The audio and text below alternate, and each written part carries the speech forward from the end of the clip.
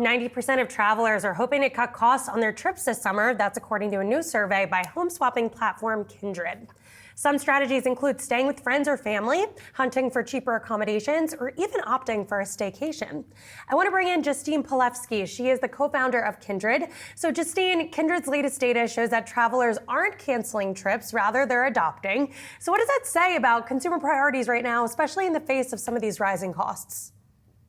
Yeah, you're exactly right, Allie. I think we're seeing a confluence of factors right now that is resulting in a big change in the way people travel. As you mentioned, costs have risen quite significantly. Our summer travel report found that the cost of a summer vacation is $259 per person higher this summer than it was last summer.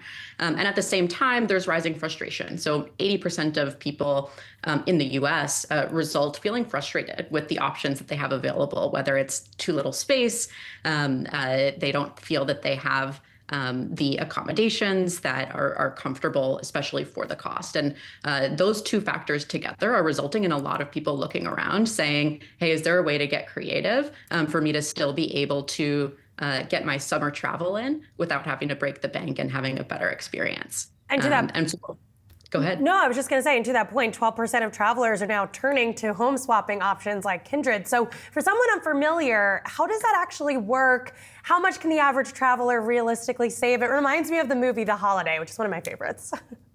The Holiday is a wonderful movie. It's exactly like that. So Kindred is it's a social network for travel that helps peers organize stays at each other's homes. So instead of being a commercial travel marketplace, it's really for real people sharing their real homes with each other. Members do not pay one another to stay. They pay a small service fee and a cleaning fee. And removing out that nightly rate means that the average cost of a home swap is a fraction of the percentage of what it would cost to stay at a hotel or a short-term rental. So as an example, I actually just got back from New York City. I stayed there for a little bit over a week. I spent around $250 total, including my cleaning fee and all my service fees. So it really radically changes the equation for what travel can cost this summer. Are you seeing this type of model resonate with different demographics? For example, with remote work exploding recently, are those workers really more interested in this type of travel? Yeah, we're seeing home swapping resonate with a number of different consumer personas. One, as you mentioned, is certainly folks who are working remotely. They have more flexibility. They can work from a different city for a period of time, and they want to take advantage of that flexibility to squeeze in more travel. But we're also seeing home swapping really resonate with other groups, including families with young children. Actually, on Kindred, families is our fastest growing collection. We matchmake families with similar aged children, and they love home swapping because it enables them to stay in a bigger, more comfortable home with multiple bedrooms. And if you're traveling with an infant or a young kid, it is great to show up at a home that is already kid-proofed and has all the gear. So it's a way of making a family-friendly vacation more within the realm of possibility for families with kids. You mentioned you've recently traveled to New York City. What are the most popular cities or destinations for home swaps right now? And are people using this to explore new places or stay longer in familiar ones?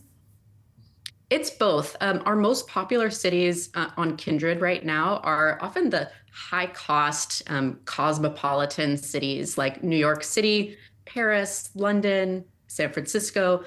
These are cities that have a tremendous price tag attached to them in order to travel. And so a lot of folks are traveling because they want to experience life in this other city. They're doing a mixture of business travel, personal travel, and vacation, and are using it as a way to experience life in a new city. All right, Justine, innovative way to maybe have some different types of options out there for your travel plans. Thank you so much. Thanks for having me.